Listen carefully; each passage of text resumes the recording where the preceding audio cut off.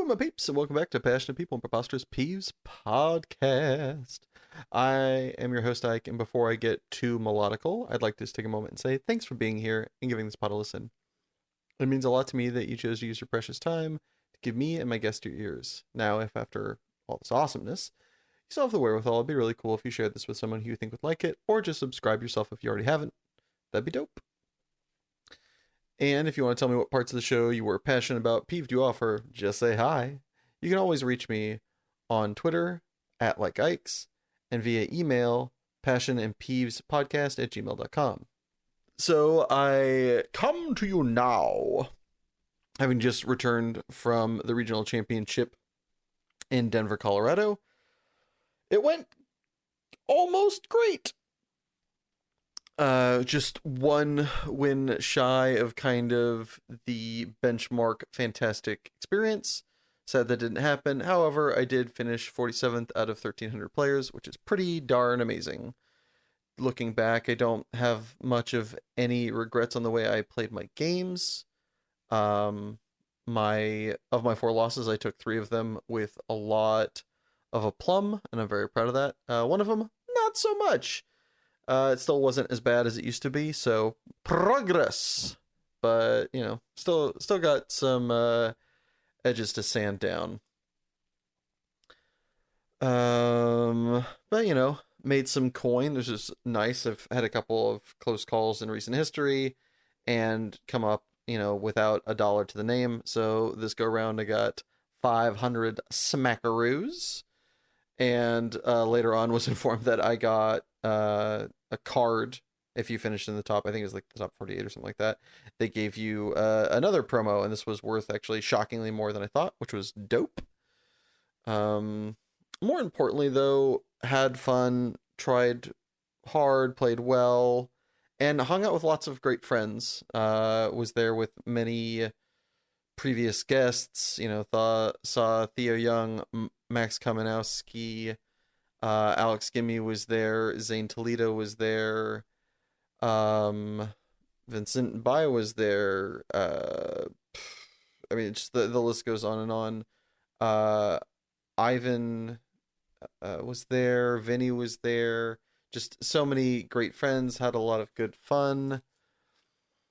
Got to see the Milkman Bros were both there, and got to go have dinner with all of these different groups that I have met over the years, which was fantastic. Got to go out to dinner with Bradley Schlesinger, Vinny, and Lucas Frank for dinner one night. Got to go out with the Milkman Bros for dinner one night. Got to go out to dinner with last week's guest Wappa and Zane one night.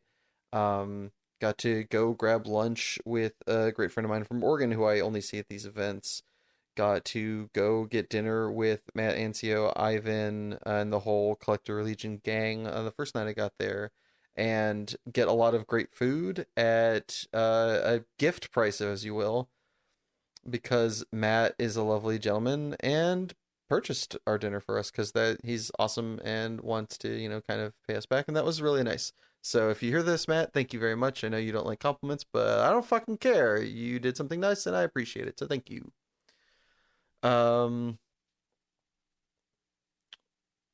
a had a couple of funny moments I'd like to share with you. I promise they are not particularly Magic game related, but they are very funny. So bear with. In the 7th round of the tournament, I actually got to sit next to good friend of the podcast and previous guest Dan Milkman, and he was playing a nail-biting match, and ended up it was against this lovely peach of a man from the South. Had very strong twang and a very kind of lovely disposition. Is a great little shit, and ends up winning the game. And a kind of, draw the last card in the deck, nail biter kind of moment. Oh, is this good? Dan has to say, yeah, it's good. Good job, you won. Took it very well.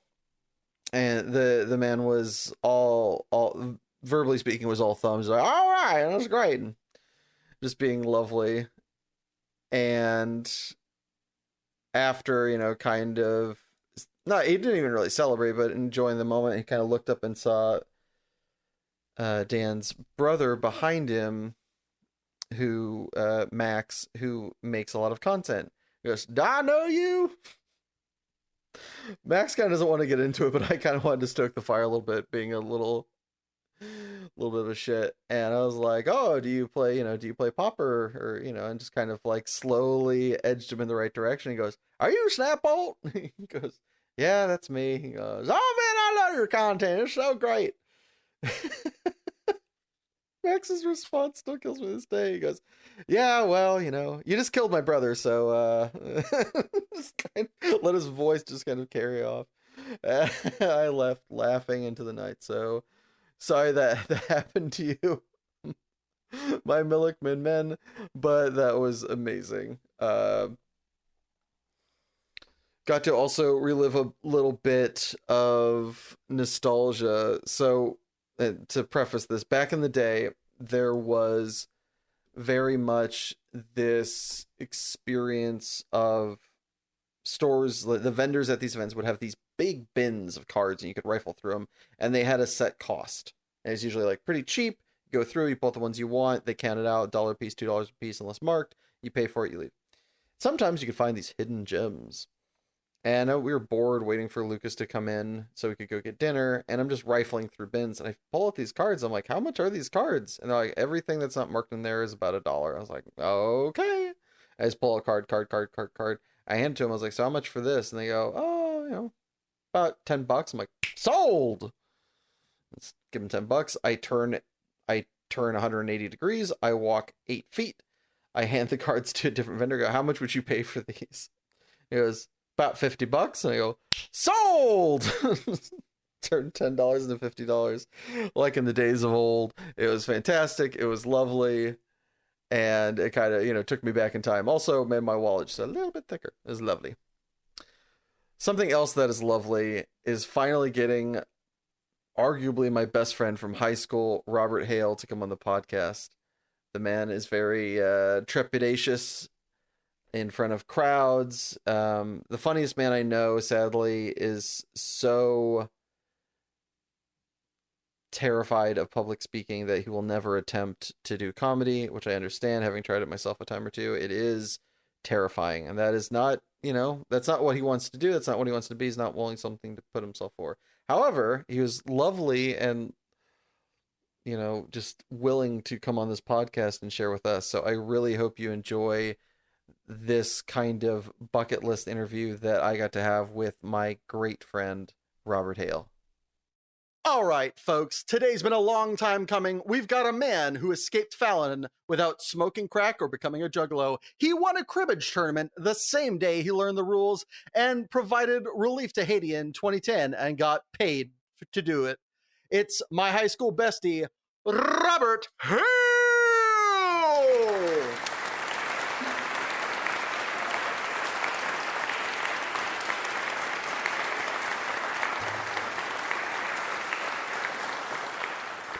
What's going on, man? What's going on, man? Glad to be on here. Good to talk to you, Isaac. It's been a long time since I've seen you.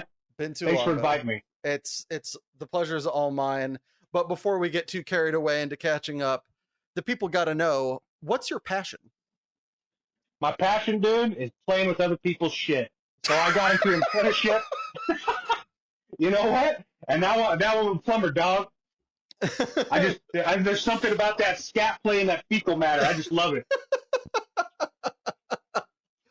So, as I understand it, we both graduated high school within about a year of each other. I went off to college to fail and drop out, and then you wisely went to the Navy, worked there. What were you doing for the Navy? I was an electrician's bank. Yeah, I left 6 weeks after graduation. That was the quickest I could get out of Fallon. I had my 18th birthday halfway through boot camp. How did they make you feel welcome in doing so? Oh, I didn't bring it up. I didn't let them know because they'll like punish you. Yeah. The worst thing that happened though is one of my sisters sent me a birthday card that was a glitter bomb. Oh God! And so I got, oh yeah, dude, I couldn't clean the glitter off, so I would get punished for just like, dude, once glitter like hits your rack, like you can't get rid of it. And so that was probably the worst part. Yeah. So you're there, you get through basic, you did your, what was it, 5 years, 8 years? 5 years. 5 years It's gets five, you, yeah. get your GI Bill? Well, you could do your 4 years and you get your GI Bill, or you could do like the reserves. You get the GI Bill. Any type of duty, you get the GI Bill. But when I was it's MEPS is where they go and you pick your job. That's like when the guys call you after taking that what is that called? ASVAB test. You remember taking that? I don't think I did. It was optional in high school. You could take it. It's like a practical written test, like it'll have a bunch of gears connected, and it's like, oh, gear number 4 is going clockwise. Which direction is gear number 19 going, or something? You know what I mean? Sure. Anyway, so then I go up to MEPS, and then they, the normal contract is 4 years. But these dudes, I'm 16 years old. They're like, hey, here, listen here, son.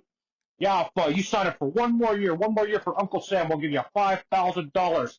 And that's my eyes just lit up. So I was like, $5,000, dude. That's an insane amount of money. So I signed up for a 5th year, and then, once I actually got it after taxes, it was like $3,200. But yeah. Anyway, sorry. No, that was awesome. Uncle Sam's got to give it and get it, of course. Yeah. So I did my 5 years. So after your 5 years, why didn't you kind of stay in lane and go become an electrician? Why the switch to plumbing? So first I got out and I had this kind of a bad attitude, I just spent 5 years working for the man. So I had this attitude. I'm like, I'm gonna go move to Maui. My oldest sister has a room in her house that she's let me stay in rent free. I'm gonna go there. I'm gonna live in a van by the beach and smoke a bunch of weed. So that was originally my plan. So I moved to Maui right when I got out. I tried smoking pot twice, and I was like, yeah, this is for dweebs. And so then I did apply for an electrician job for the city for fixing water booster pumps. Yeah. But my brother-in-law, my sister's husband, he had a job lined up for me for installing cable for Dish Network. And I just did that. I mean, it was guaranteed. It was they paid good. It was a 4-10 schedule. So I worked Tuesday through Friday, had 3 days off. Hell yeah. And it was just, it was definitely not a career, but a good starter job. And I don't know, being an electrician was cool in the Navy. It was all right, but I didn't really, I don't know. It wasn't something I was dedicated to becoming once I got out. Why the switch? Was it just, sitting at home, just gripping your own shit and being like, man, this is fun? Or what was it that got you into the interest in plumbing? Because that is it's in the same, apartment complex, but it's definitely not a neighbor to being an electrician, right? Yeah, no. But I got you. So what happened is I moved back to Reno, started installing cable here. It was a lot worse. It was like working for the devil here. I worked six days a week, sometimes 5 days a week, and if I had 2 days off, they were split. Oh, fuck. So I'd have Monday, Wednesday, or Tuesday, Thursday. Yeah. The pay was trash, and you had to work. They worked every day of the year. So I'd be I only did it for about a year when I moved here, but I was installing cable in somebody's house on Thanksgiving, dude. Jesus. It's you got no holidays off. So then I meet this guy who he was retired from the union. And he was like, hey, dude, there's this apprenticeship coming. Because what happened is they built one of those Tesla battery, you know about it. Yeah. Out of USA Parkway. So they were looking to bring in some more apprentices. And he's like, yeah, telling me about it. I'm like, dude, I don't want to be a plumber. That's gross, dude. He's like, no, it's not like what you think. Because it's brand new construction. So you're working with pipe before poop actually gets in it, And so he tells me to go down to the apprenticeship and talk to this guy named Randy. Get some more details on it. And so I'm talking to Randy, and as soon as he said it's Monday through Friday, 7 to 3:30, weekends off. If you have to work overtime, double time, all holidays off. If you have to work a holiday, double time. I was like, dude, sign me up. I don't care what I'm doing. 7 to 3:30, Monday through Friday. I'll shovel elephant shit at the fucking zoo. I don't care. Just yeah, dude. I'll go back to being a lot lizard at Western Village, dude, for 7 to 3:30. I was all about it, dude. Give me my weekends off. And I got in, dude. I ended up liking it, and I got pretty good at it. And, now I'm a foreman running a crew. building projects. So Okay, so yeah, why skipping over one thing? Why did you leave Maui? Why the need to come back to good old Nevada? it's a weird thing, man. Like a lot of people like crap out after around 2 years, which is where I got, because you get this feeling. It's almost like too much of a good thing. Mm. It's like you're on vacation for too long, and it's like it's a different, it's like a different pace there, and then on top of that, it's like you're on this island. You can only go to so many places, and it's like you feel kind of trapped. Oh, okay. And I don't know, man. It just wasn't. I don't know. Yeah, I just needed a change of scenery for sure. Yeah, yeah. So, So living with friends from high school and stuff here. So I decided, I was like, well, where can I? Oh, maybe Reno, because it's a bigger city. It's not like Fallon out there, like some small farming hick town. I'm not trying to do that.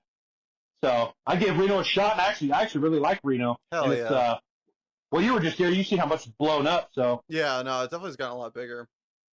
yeah, and I mean, then you're close enough to everything. If you want to, you want to go to the beach, the mountains, or you want to, snowboard or surf in the same day, you can do it. You're so close to everything. So yeah. So you're doing when you first started plumbing, what was like? I mean, what walk for those that don't know, because I don't think enough people, especially like listeners to this podcast, have gone through an apprenticeship. What does that entail? What does that look like?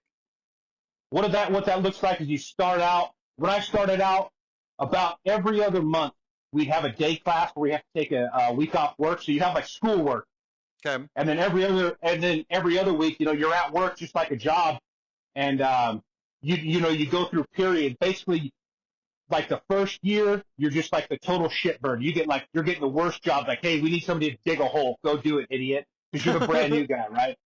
And then you gain experience going through. Once you hit your first year, you get a raise, and then every 6 months after that, and it's school during the day for the first 2 years, and then after that, you have school at night. So you got work, 7 to 3:30, and then 2 nights a week, you got to go to school, and it's book work and a teacher that maybe they give a shit, and it's from 5:30 to 8:30, depending on what year you are. It's either Monday, Tuesday, or Wednesday, Thursday. You got school. But it takes a big chunk out of your life because you can't miss school. That's a huge thing. So pretty much the first 5 months and the last 5 months of the year, like you can't take any vacations because you can't miss class. So you get shit on at work. You can't really take vacations unless it's over the weekend. And then you got night class after work where you're tired because it's construction. You're doing physical labor. And basically, it's just you make shit money at first, and it's made to weed people out. It's like who wants to be here and who doesn't. Yeah. So you're getting paid from week one though. Oh yeah. It's not like an internship. Yeah, you get paid your first day on the job. That's awesome. So, and then I actually used my GI Bill for the apprenticeship. You don't get as much money as you would if I went to college, but I got like a monthly check, and then every year in like September they give you like $1,000 to pay for books because you got books you got to pay for and stuff for the apprenticeship. So I used my GI Bill on that because I hate school, so I wasn't trying to go to college or anything like that. Plus I'm not smart enough, so yeah. Well, I'm going to disagree with you on that last bit, but so you're saying construction, excuse me for being a fucking civilian in this regard, but I thought plumbers were like the people you called to, you've got a leaky pipe, you call them to your house. Is that not what you do? Is that what you do as well? What's the differentiation there? So that's actually a service plumber. So you can get in. So when you get in the union, our union is the plumbers, pipe fitters, and welders, but it all has to deal with pipe. Okay. And you can go commercial side, which is what I do, where when you get to a job, it's a dirt pad and you build everything from the ground up, brand new, never been used. Or you could be a service plumber who drives a van around, which they call a putty wagon, and they go and it's like, oh my faucet's leaking, or you got to change a hot water heater, or you got to unclog some sewer line. That's all service plumbing. And those dudes, there's basically the guys that can't cut it in commercial that are hacks that do like shit work go do service. That you got to do it fast. You got to do it fast and quick. You got to get in and out of there to make money. And they also make 20% less than what we do out on the commercial side. So So, you're working alongside the people that are like laying cement and like putting up 2x4s and shit. Is that about oh right? yeah, Okay. yeah, yep, yeah. So like this job we're doing right now. We get out, it's just a dirt pad. We go and lay out trenches. We lay out pipe. It's all underground. They have guys from the city that come in and give us a point of connection to tie to the city sewer. And then, yeah, we do our underground piping. They pour a slab. That's the base, the foundation of the project. And then from there, you build up, with the carpenters. You got your in-wall plumbing, and then in the overhead, you got to deal with the carpenters when they're putting in the ceiling. It's all brand new. For the most part, there's remodels. Like the job I was at before this was a remodel at a hospital where we had to cut into some live sewer lines, but it's still, you're installing everything brand new. So I don't go to, as an apprentice, I think like 3 times they had me go help out a service guy. And so I've very rarely been in somebody's house doing something. It's all just a brand new pad, building something from the ground up. If the pay was the same or even reversed, would you be down to do service plumbing, or was that never of interest to you? Never of interest. Because like coming from installing cable, like you're in people's house, people suck, dude. When you're in people's houses, dude, they're dicks. I mean that's their house, that's their kingdom, but they treat you like shit for the most part. Like they're like, yeah, you go in there and they're looking for a way to get a discount. So they want to they're like, as soon as you leave, they're going to call your boss and say something weird that you were doing something so that they can get some discount or whatever. Jesus. Like people are shitty. Yeah. Yeah. So on these job sites, you're working with, the construction, like the construction guys, the carpenters. Which group or union do you like working alongside the most, and which one do you like working alongside the least? So that I'd have to say, probably working alongside electricians, because we both have stuff that has to go a certain way in a wall or whatever. Carpenters are real big crybabies. If they have to do it, if you're like, hey, dude, I got this pipe coming up, I need you to move this stud over 4 inches, they'll start freaking out. Any type of extra work a carpenter has to do, they want to start crying. And then in our trade specifically, it's the same with welders. Welders are like the biggest pansies, and everybody knows it because they got to be coddled. They got to make sure they have plenty of room to get to their weld. It's very rare you meet one that'll just get in there and get the job done. They all just want to sit there and bitch. So, carpenters, it's not. I mean, sometimes we'll meet a couple that are cool, but for the most part, yeah, working alongside electricians, like so what do they call us and electricians and HVAC skilled labor. Okay. Where there's like carpenters and laborers, they call them like non-skilled because it's just like putting up framing, and which I mean they're skilled, but it's like, sure, come on, man, you're putting up a piece of sheetrock, like you're trying to roughen a sink here or something. I'm trying to provide heat to the building. I got a gas line here or something. It's like, come on, like work with me, bud. But yeah, so I'd say electricians. And then the HVAC guys, they're not crybabies, but they're all on like dope. Like they're the guys that are on the job that are like pounding sangria in the Sandy Hut and like smoking weed.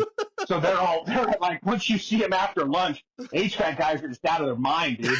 Like, yeah, they're like the bums in downtown Reno, dude. They're trying to like chew off their own jawbone and stuff. Like, so they're not the greatest to deal with, but yeah. So you were talking, you work or no, that was the previous job, you were working 410. So you're working 5 days, 7 to 3:30. So you're working on average 8.5 hours a day. I'm sure like half of that is lunch. Yeah. What is like, walk me through, are all days the same, or do the days differ across the week? Now the days, they're always different, dude. There's always some fire you got to put out. You got so there's the general contractor, right? Okay. That's like the boss of everybody. And then from there, the subcontractors. So the subcontractors is like me, the plumber, then the electrician, then the carpenter, then the concrete guys, the roofer, whatever. Every day you're getting a call from the general contractor because like some dude's like, oh, this is in our way. There's some fire to put out somewhere. You know what I mean? Mm-hmm. There's some days are smooth. Some days you're in meetings all day for coordination. Like there's a lot of thought that has to get put into like bringing a place up from the ground and make sure it's installed correctly. And on top of that, I have more than one job. I got my main job I'm at, but I still have like little remodels up the street. So depending on if the main job I'm at is called Liberty Dogs. If I'm there all day, yeah, it's a pretty smooth day. If I got to go to these other little remodels, like sometimes I'm at 3 different jobs in the same day. So and it can get a Damn. little hectic and stressful, but so every day's not the same. Plus, it all depends on what part of the job, what time of the job I guess you're at. Because at one point, you're doing the underground, then you're doing the in wall, then you've got the overhead, and then everything going through the roof. So it's always different, dude. Do you prefer the meetings, or do you prefer to have like boots on the ground and be kind of in the shit? Boots on the ground, working with tools. The meetings, most of the time, meetings are pointless. You're just listening to a bunch of idiots that don't know like what they're talking about, and you just nod your head like on some teams meeting. You're like, okay, yep, yep. You just tell these guys what they want to hear, and waste an hour of your day, and then you move on. So definitely boots on the ground with tools in your hand. So are you still? You said you're kind of like the contractor. You're the head of the plumbing on most of the jobs you go to, right? For now, yeah, I got promoted about a year and a half ago, and so I've been the big cheese. And how many guys you got under you? Right now, I got 5. I think the biggest crew I've had was about 8, and it was when they were doing this hospital remodel about 9 months ago. So, do you enjoy having people work under you, or would you prefer to kind of have the pay you do without the responsibility and just kind of been one of the guys again? So with being the supervisor, I get a 10% raise. And like right now, I like being the supervisor because all of the guys I have in my crew are all quality hands. Nice. Journeyman friends, they're all like, I got a Pro Bowl caliber roster. Hell yeah. If you got a group full of ding dongs, like idiots, then like, yeah, because it's like, what you do is you get a job schedule. It's like, you got to be done by this day, whatever you're working on. And if you got some guy that's holding up the process, even though we're in the same union together, went through the same apprenticeship together, it's like, dude, you're my enemy because you're holding me up, and now I hate you. So like, I haven't had to deal with that a whole lot. Basically, I had one idiot about a year ago, but he lasted 2 weeks, and I had to smoke him.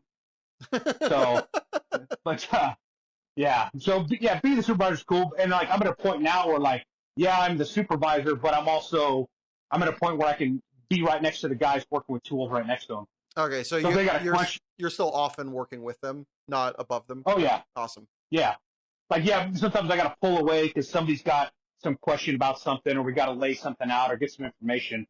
But I'd say at least half my day I'm right next to them, installing pipe right next to them. So that's awesome. Yeah. So how often you're talking about like kind of it sounded like meeting quotas or meeting like a timetable. How often are you either ahead or meeting schedule versus like behind? So right now, like we're ahead because I've got an all-star crew. I've never been at a point where we're behind or we had to like work overtime or whatever. I haven't had to experience that yet because like my bosses, the guys in the office, since I'm the newest foreman for our company, they have like surrounded me with guys that are quality hands to make sure I don't get behind. Like they're giving me the help to make sure I'm not surrounded by a bunch of dinglings where I'm going to fall behind and we got to work overtime, bring in extra dudes because then they're going to go over budget. You know what I mean? Yeah.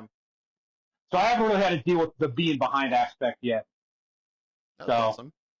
And when you're ahead, stress levels are down. Yeah. So it's, yeah. So this might be a bit too much of a absurd question, but on average, how long does a gig take you?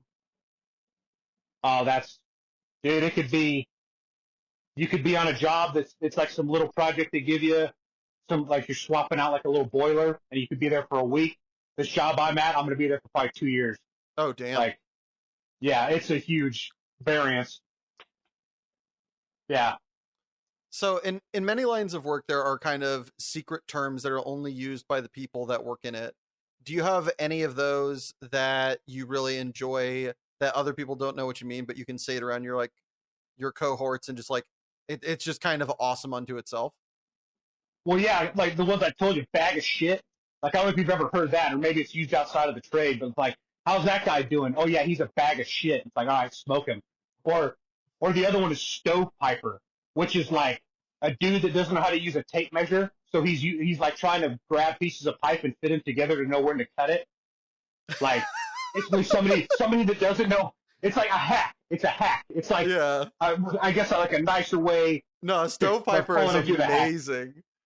Yeah, like a dude that doesn't know how to do math. Like we got to do math all day, every day. Yeah. You know, you're taking measurements, you're cutting pipe, you're doing your thing, and you got some dude who's sitting there like grabbing two pieces of pipe like a caveman, and like, oh, cut it here. Like, yeah, oh, that guy's a stovepiper. Yeah. This bag of shit mean what I think it means? It's just useless. Like, doesn't. Yeah, the guy sucks. Yeah, okay. Yeah, like, I mean, I know I've heard it before, but that's probably my favorite. Like, that's like the best. Like, does this guy have any good qualities? No. Okay, he's a bag of shit. Yeah. What would you say? See, I don't know. I just feel like it's such a good insult. You know, it is great.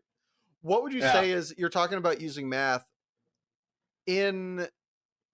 Other than math, what are some of the more oddly important skills for being a plumber? Like problem solving, because you get a set of plans, and depending on the job, like the plans can be really vague. So it's like, okay, I'm running this copper line. Oh, here comes this HVAC guy with his ductwork. We only have a certain clearance from like the top of the building to the ceiling height. How do I get from here? Because now it's like basically you always run into clashes, right? Yeah. Like my pipe is going to collide with your duct, and we can't just punch right through it. So like, those are the guys that succeed. Those are the guys. That's what separates like an average journeyman from a good one, is the guys that can problem solve. The guys where you don't have to keep like spoon feed them information and hold their hand and walk them through the day. The guys that can just keep on working. They don't have to call you, hey, what do I do here? Hey, what do I do here? That's a big one, is problem solving. So, kind of winding back the clock a little bit, when you first moved back to Reno, when you're doing this electric work that was horrible, if you didn't come across somebody who recommended going into plumbing, where do you think you would have ended up? So when I decided that I hated working for Dish Network and I started looking for new jobs, it was the apprenticeship, and then I applied for like some warehouses. So to be honest with you, man, I probably would be like some idiot in a warehouse, like driving a forklift or something. like, yeah, just some dead end job, or like these, they got these Amazon distribution factories out here now. Like, I mean, I'm not knocking their job, but it's like, it's a job. It's not a career. You know what I mean? Yeah, absolutely. Like you top out at a certain amount of pay, and then it's like, yeah, I don't. It's like a postal worker. Like one day you're doing the same thing for so long, you're gonna walk in and shoot everybody. like I'm not. Yeah, so that's probably where I'd be. So go ahead, sir. I never really thought that I would ever be in construction. Like after my dad, I was like, I don't want to be like this guy. But now it's like, it's a good career. It really is. Did you ever like talk to him after you got into this line of work and be like, I see why you liked it? Yeah, no, I did. I definitely, but he's stoked because I, like, being a plumber is a better trade than what he was in. He got in as a laborer, where you're totally breaking your back and your body down every day. But now he's moved up to an equipment operator. But, no, we've had those talks. That's awesome. Yeah. So as you've gone through an apprenticeship, I'm sure you've had people that not only taught you, but maybe like coworkers that had been there longer than you that gave you like a piece of advice. Was any of those particularly memorable that really helped, was kind of like a turning point or really elevated your craftsmanship? Yeah. So there's this guy, basically the guy that I learned from to become a foreman, who he was my longest tenured boss of any job I've ever had, like outside the apprenticeship and everything. This guy named Dan, and the piece of advice he gave me was, don't be delusional, which there's a lot of guys in our union that are delusional, because like they'll show up and it's like, I look at this guy, I'm like, dude, this guy's a bag of shit. But then he'll go down to the union hall of these meetings and like, rub elbows with all these guys, and he has it in his head that he's like some superstar, like great hand. You know what I mean? Yeah. And there's ways you can tell if there's a 15-man crew and they have a one-man layoff and it's you, that means you suck. It doesn't mean, it doesn't mean that you're a good hand. You don't go to the union hall and brag about it. And the guys that do that, like, they're delusional. Hmm. So when you got a crew and then, like, work slows down, you got to slice some guys off. It's like roster cuts in the NFL. You know what I mean? Yeah. You're going to keep the better guys to help the team. And the guys that get laid off, like, some of them will walk around and be like, oh, yeah, I got smoked because I cared too much about safety. It's like, no, dude, you got smoked because you suck. Get out of here. Like, we don't want you around no more, dude. Like, wrong kid died. Beat it. So why? all right. So would you say it's mostly like the people that stay are mostly appreciated for the skill? Is there any people that like they have the right connection so they stay on jobs when they're a bag of shit, or is it predominantly only the people that are on site are the ones that are worth keeping at that point? Oh no, there's definitely people. Like, my company is very, very cut and dry. Like, they don't care who you're connected to or whatever. They don't care if you got a relative. All they care about is making money. Like, they're very. That's how they are. Mm-hmm. But like, if you're good, they take care of you. But there's other companies, you'll see it. Like, this guy over here is a bum, but he's got a company truck and he's a foreman because his dad is a guy that works in an office. Okay. So what do you call that? Was it nepotism? Yeah. Yeah, there's definitely a lot of that. Plus, it's union. You know what I mean? Unions, weren't they founded by, like, mafias? Yeah, that's the rumor. Yeah, so I mean, there's definitely, like, this guy has a job, or this guy made it through, or this guy's still working because his dad or his uncle or whatever is some big shot in the office. Even though the guy sucks, yeah, he's going to stay over some guy that's a hard worker because of that. There's definitely I would say a lot of it, but there definitely is some of it that goes on. I'm glad you're at a place that doesn't. That's great. Yeah. So, speaking of mafias, in movies and TV, they often showcase many of the people's passions that come on here correctly or very incorrectly. Are there any movies that you ever find yourself watching where you're just like, no, no, no, or on the flip side going, oh yeah, they actually got that right. That's exactly how we would do that. Are you talking about as far as plumbing? Yeah. Well, just like in porn. Like, I'm not ever changing somebody's water heater out and then getting a hand job afterwards. Like, I'd say I'd say that's about it. Yeah. Yeah. But I'm never like, oh, hey, I just fixed your leaky faucet. No, like, that's never happened. So porn's definitely incorrect.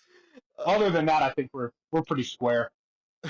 Oh, and then I guess the Super Mario movie, I've never gone to some fantasy land and fight a gorilla. So yeah.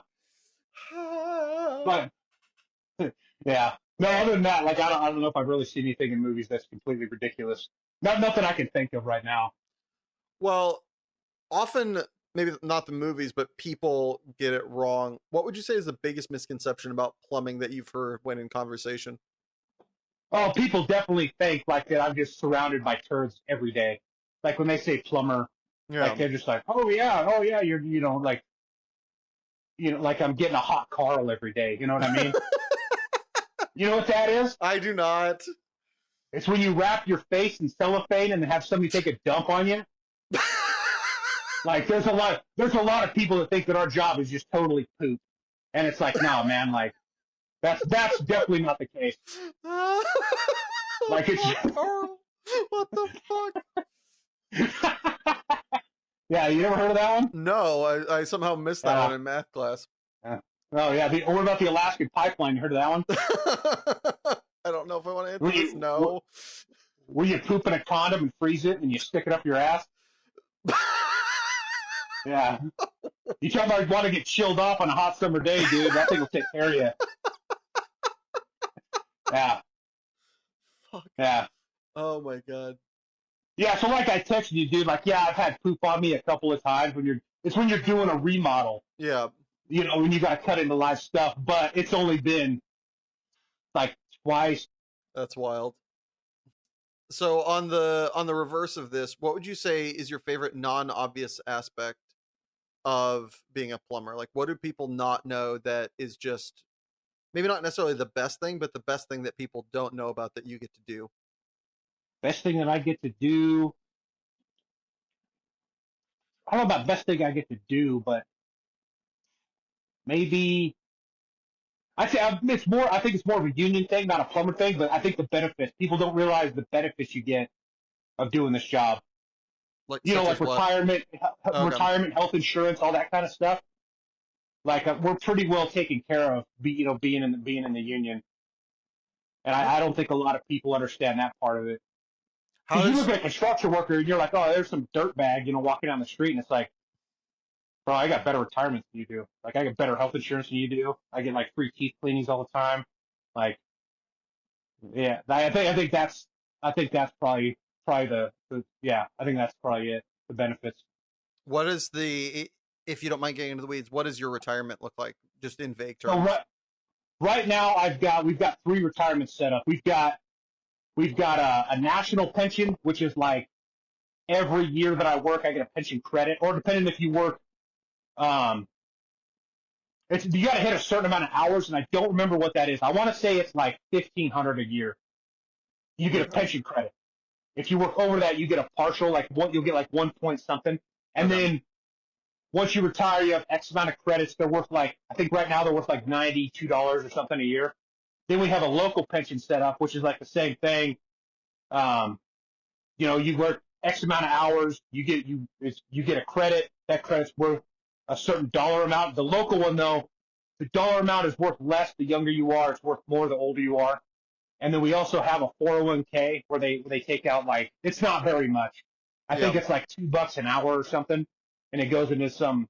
You get to pick the bonds and stocks that it's related to, and then so right now I've got 3 retirements set up. That's pretty awesome. Yeah, unless you get divorced, and then you're screwed. Because once I think there's a law in Nevada, I think you only got to be married to somebody for like a day, and then it's like boom, 50% of your stuff. I've worked with dudes like that, where they're divorced, and they're like, yeah, I can't retire now. I have to work till I'm dead.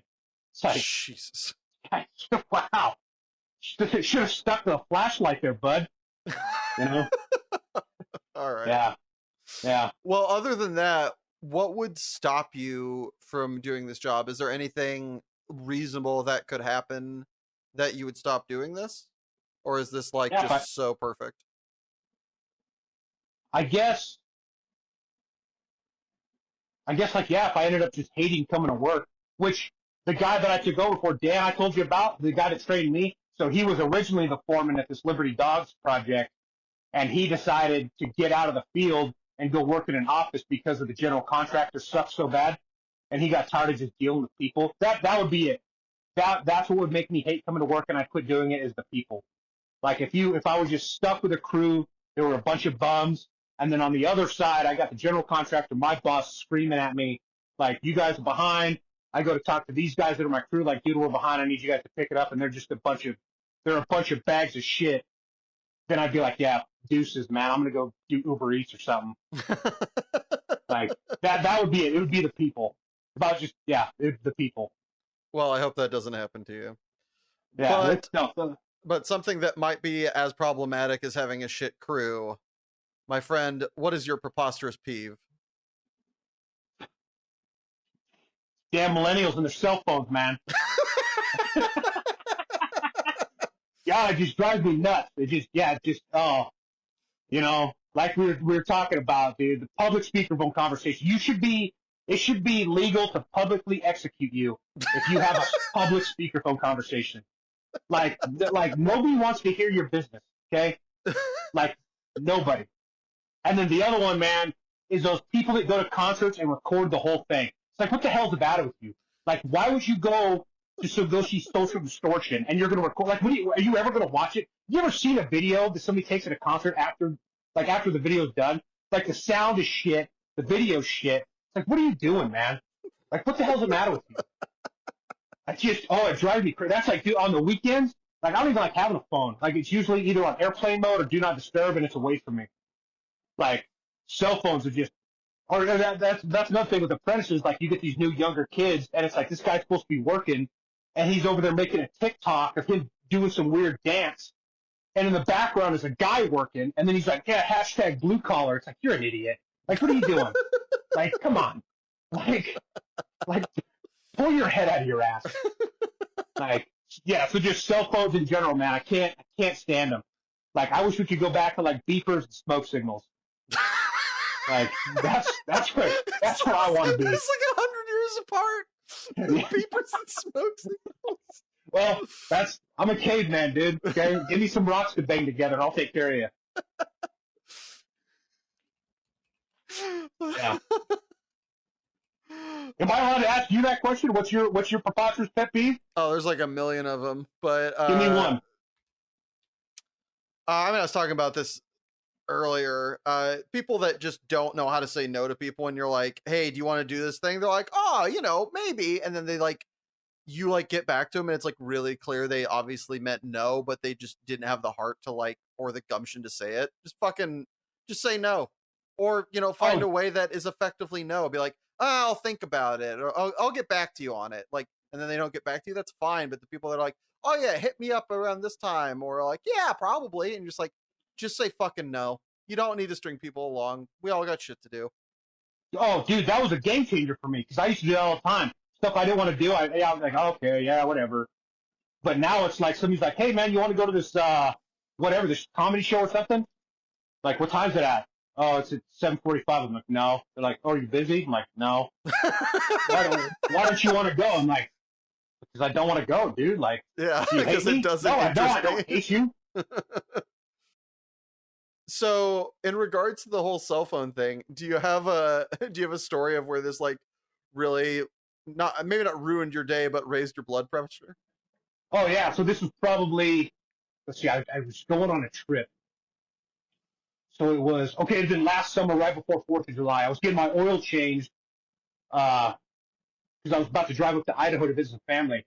So I'm sitting in a Nissan dealership watching. They always got that stupid, one of those house renovation shows on. I'm sitting there. And then this total, just like nasty, greasy slug of a woman comes in with like a little baby in a stroller.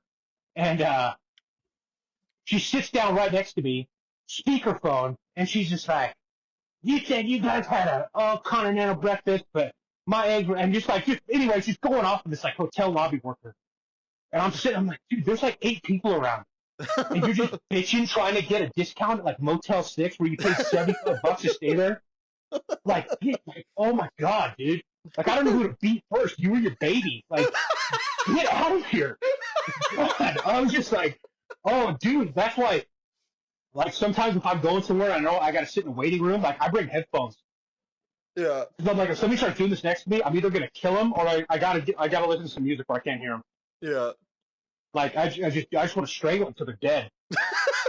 Like, how can you be that oblivious to the people around you? And it's so fucking rude, Or the lady, I can't remember the exact day, but this was probably a couple months ago, like going checking out the grocery store, and this lady's like, oh, you want plastic paper? And this lady's just completely blowing her off because she's having a public speaking conversation. It's like, dude, like, be respectful, man. Like, what the hell's the matter with you? Like, oh, it drives me crazy. I wish it was legal, like, to just shoot people in the face. Oh, man. Your Honor, she was talking on her cell phone. I did the right and lawful action. Oh, yes, case dismissed. All right. Well, before we throw it to a commercial break, if you could have listeners of this podcast hear one song of your choosing, which would it be? Upside Down by Jack Johnson. Great song. Great song to drive to relax to, make love to. Upside Down by Jack Johnson. Yeah. Well, while you take care of that child problem in the background, we're going to throw it to our sponsors so Robert can have a minute to put on the sear rubber suit before we get all up in the lightning round. But if advertisements aren't your thing, why not have a listen to Upside Down by Jack Johnson? Or if you really wanted to hear a song from a previous episode, check out the playlist on Spotify, Passionate People and Preposterous Peeves podcast, Song Rex. It's a long title, I know. Don't worry, there's a link in the description. Either way, see you in a bit. Do you need 100 pounds of butter? Come on down to Company Street Company. What if I need 30 gallons of olive oil? Come on down to Company Street Company. But what if I just want one flatless bird roasted for a reasonable price? Come on down to Company Street Company. Okay, but... Just come on down to Company Street Company.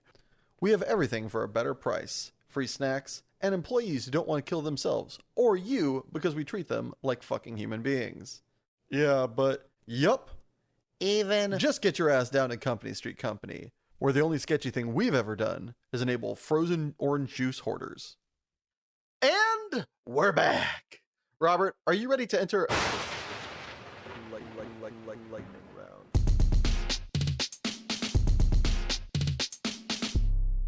The lightning round. Bring it on, dude.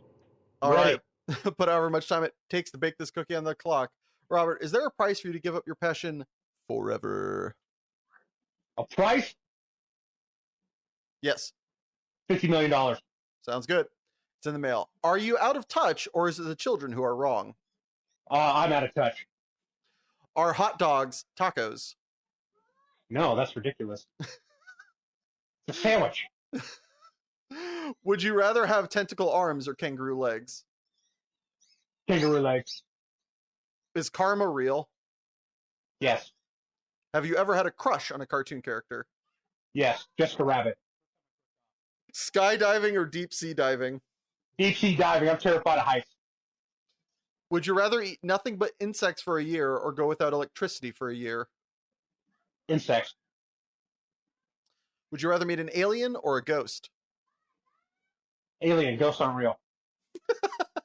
Is there such a thing as a perfect piece of art? Yes. Got one on the wall. Make the food or do the dishes? Make the food. Is peeing in the shower normal human behavior or just for those filthy mer people? Oh, that's totally normal. I poop in the shower. Yeah, it's called waffle stomping. You need to mash it down the drain. Yeah, I don't even have a toilet anymore. You're fuck you. You're having the best day of your life. What happens next? Another amazing thing or something terrible? Something terrible. Did you ever cheat on a test in school? Yes. Do people who prefer Pepsi to Coke deserve rights? Sure. Yes. Do you create your own thoughts or do you just listen to them? Both. Is professional wrestling cool or lame? Cool. Ronda Rousey, baby, all day. Can watch her highlight reel. Album, shuffle, or playlist? Shuffle. Which is realer, mermaids or Bigfoot? Bigfoot.